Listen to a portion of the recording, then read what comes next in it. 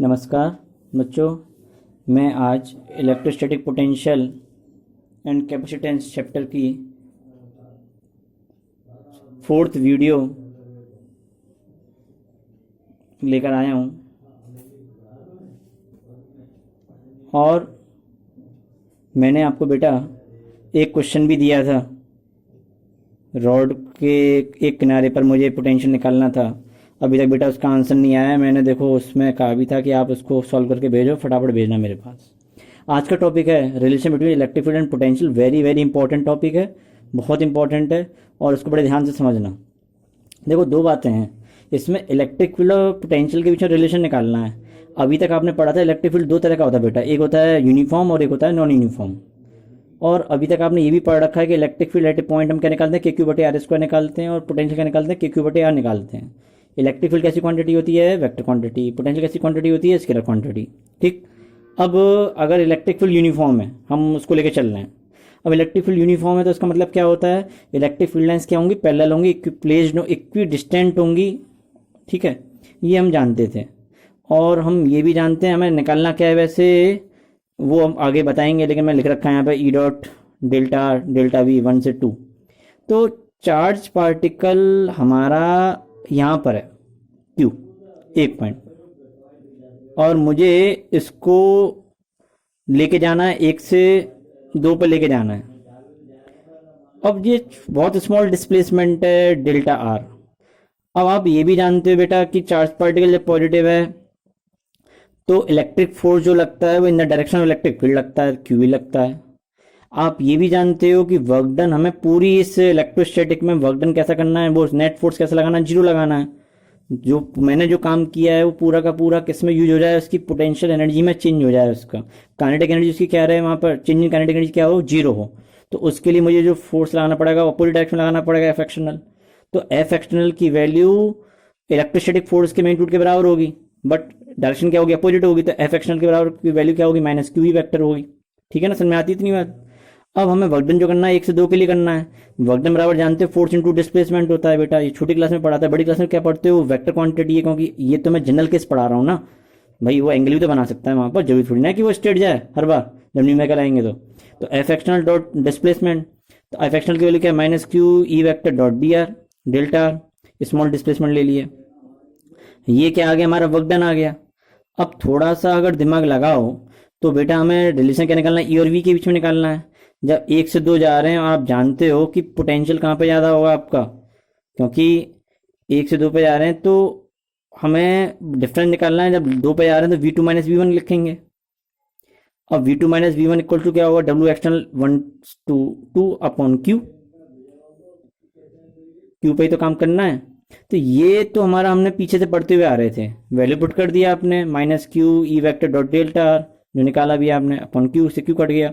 तो V2 minus V1 क्या हो गया, minus E vector dot delta R, delta V बराबर क्या आ गया, minus E vector dot delta R. याद रखना, बहुत गलत पढ़ते हैं हम लोग कि E बराबर माइनस डी वी बटे डी आर। ये तो बेटा फॉर्मूला, इसको भी मैं बोल सकता था यहाँ पर E बराबर डेल्टा V, पर क्यों बोले हम, क्योंकि यहाँ पे तो हम जनरल केस ले रहे हैं ना। जब थीटा की वैल्यू जीरो होगी तभी तो ये फॉर्मूला अप्लाई होगा, ये वाला। तो इसलिए फॉर्मूला कब अप्लाई होगा, जब थीटा की वैल्यू जीरो होगी। थीटा की वैल्यू जीरो का मतलब क्या है, जब चार्ज पार्टिकल को हम इन the direction of electric field लेके जा रहे हैं। ठीक है, तो मैग्नीट्यूड। अच्छा, एक और बात आती है, दिमाग खराब होता है, नेगेटिव साइन के बता रहा है। तो नेगेटिव साइन हमें ये बता रहा है कि इन द डायरेक्शन ऑफ पोटेंशियल हमेशा क्या होता है, डिक्रीज होता है इन the direction of electric field. ठीक है भाई, समझ में इतनी बात आती है। ठीक, तो ये बात हो गई।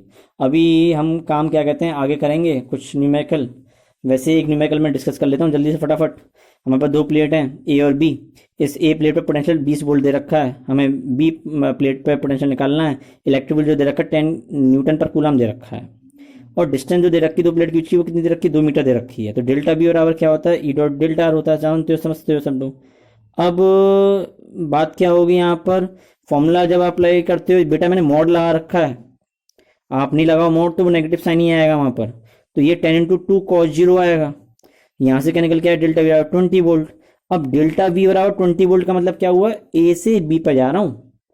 तो ए से बी जाने का मतलब क्या हुआ, इलेक्ट्रिक फील्ड की डायरेक्शन जा रहा हूँ। तो पोटेंशियल क्या होना चाहिए, हमारा डिक्रीज होना चाहिए। अब पोटेंशियल डिक्रीज होगा, पोटेंशियल डिफरेंस कितना है, 20 वोल्ट। यहाँ पे कितना दे रखा है, 20।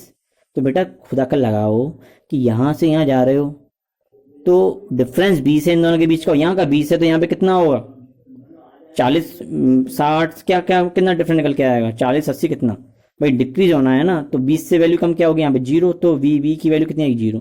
या इसका दूसरा तरीका भी हो सकता है, अगर हम देखें वी माइनस वी बराबर क्या था माइनस ई डेल्टा आर। अब वी की वैल्यू कितनी रखी 20 माइनस ई लिखा कॉस 0 1 माइनस 20 वी की वैल्यू कितनी आएगी 0 आ गई, 0 वोल्ट आ गया। ठीक है बेटा, अब बात आती है दूसरी, मैं न्यूमेरिकल के बारे में बाद में बात करूंगा। अब दूसरा केस बात करते हैं यहाँ पर। मान लीजिए इलेक्ट्रिक फील्ड हमारा नॉन यूनिफॉर्म है। अब नॉन यूनिफॉर्म है तो ध्यान रखना नॉन यूनिफॉर्म में हम इंटीग्रेशन करते हैं, एक बात समझ लेना, क्योंकि वहां पर इलेक्ट्रिक फील्ड फंक्शन होता है किसका डिस्टेंस का। तो डी वी बराबर माइनस ई डी आर पढ़ चुके हैं, E dot D R delta V की वैल्यू क्या निकल, जब हम इसमें इंटीग्रेशन कर देंगे तो डेल्टा वी जो पोटेंशियल डिफरेंस निकल के आएगा वो क्या आएगा E dot D R R one to R two minus, देखो एक है ये दो है बेटा, यहाँ पर एक से दो जा रहे हैं हम, डिस्टेंस हमने शॉर्ट ले ली डी आर। अब इस डी आर के लिए तो लगभग इलेक्ट्रिक फील्ड क्या होगा यूनिफॉर्म होगा ना, छोटी सी डिस्टेंस, बहुत छोटी डिस्टेंस के लिए। तो ई वेक्टर बराबर ई एक्स आई ई वाई जे प्लस ई जेड के, और डी आर बराबर क्या होगा डी एक्स आई प्लस डी वाई जे प्लस डी जेड के। दोनों का डॉट प्लॉट करेंगे तो कितना आ जाएगा निकल के, जानते हो आई डॉट आई 1 होता है, जे डॉट जे 1 होता है, के डॉट के 1 होता है। तो डी बी बराबर थोड़ा सा जल्दी बोलना पड़ रहा है इसलिए क्योंकि थोड़ा सा हम पीछे रह गए। आप लोगों ने कुछ ने पढ़ रखा हुआ कुछ ने नहीं पढ़ रखा हुआ, कोई क्वेरी है तुरंत मेरे नंबर पे आप अपनी क्वेरी को पुट करेंगे। तो डी वी बराबर क्या आएगा माइनस के E X D X minus के E Y D Y minus के ई जेड डी जेड। ये बात मैंने पीछे ही पढ़ाई थी, याद हो, जब मैं नॉन यूनिफॉर्म पढ़ा रहा था इलेक्ट्रिक फील्ड के केस में, जब मैंने टॉर्क निकलवाया था मैंने, जब हम डाइपोल को रखते थे। तो अब ये तो बात ये आ गई। अब इसका मुझे पार्शियल डेरिवेटिव लेना पड़ा है। पार्शियल डिफरेंशिएशन क्या होता है कि ये सारे फंक्शन एक वेरिएबल होगा, बाकी के सब क्या होंगे कांस्टेंट। तो जब मैं डेल्टा वी डेल्टा एक्स करूंगा तो इसका मतलब इलेक्ट्रिक फील्ड एक डायरेक्शन के लिए काम कर रहे हैं, तो माइनस के ई एक्स आ जाएगा, D x upon D x 1 हो जाएगा, ये सारे टर्म्स क्या हो जाएंगे 0 हो जाएंगे। Delta V upon delta Y क्या है माइनस के ई वाई, और delta V upon delta Z minus के ई जेड। ठीक है, तो ये क्या निकल के आ गए हमारे अलग अलग पोटेंशियल आ गए एक्स वाई जेड में। एक क्वेश्चन लेते हैं छोटा सा, फिर आगे चलते हैं। v बराबर 2x minus y plus z दे रखा है, हमें इलेक्ट्रिक फील्ड फाइंड आउट करवा रहा है 101 पे, एक्स वाई जेड है ये, और ऑल्सो हमें उसका मैग्नीट्यूड भी चाहिए। तो ई एक्स की वैल्यू किसके बराबर है minus delta V upon delta x, अभी पढ़ाया था ना ऊपर। ई जेड की वैल्यू किसके बराबर है माइनस के delta V upon delta Z के, और ई वाई की वैल्यू किसके बराबर माइनस के delta V upon delta Y के। तो बेटा delta V upon delta X की जो वैल्यू है इसका डिफरेंशिएशन जब करोगे तो कितना आएगा, इसका डिफरेंशिएशन 2, इसका जेड के रेस्पेक्ट में करूंगा तो कितना आएगा, यहाँ पर माइनस लेके चल रहा हूँ इसलिए बोल रहा हूँ ध्यान रखना। अब यहाँ पे माइनस है, ये माइनस साइन क्या बता रहा है कि उसके डायरेक्शन उसको बता रहा है, किसको बता रहा है यहाँ पर उसके डायरेक्शन को बता रहा है जो हम लेके आए थे फॉर्मूले में, in the direction of electric क्या डिक्रीज हो रहा है। Delta V upon delta Y कितना होगा -1, हम सीधे सीधे उसकी वैल्यू को पुट कर रहे हैं। आप ये देखो इसका डिफरेंस एक्स रेस्पेक्ट में करूंगा तो 2 आएगा, इसका करूंगा वाई के रेस्पेक्ट में -1 आएगा, इसका करूंगा तो 1 आएगा। माइनस साइन केवल यहाँ पे किसको दिखा रहा है डायरेक्शन को, तो मैंने उसका यूज नहीं किया, इसको भले ही माइनस इधर लगा लो, खुश मत परेशान।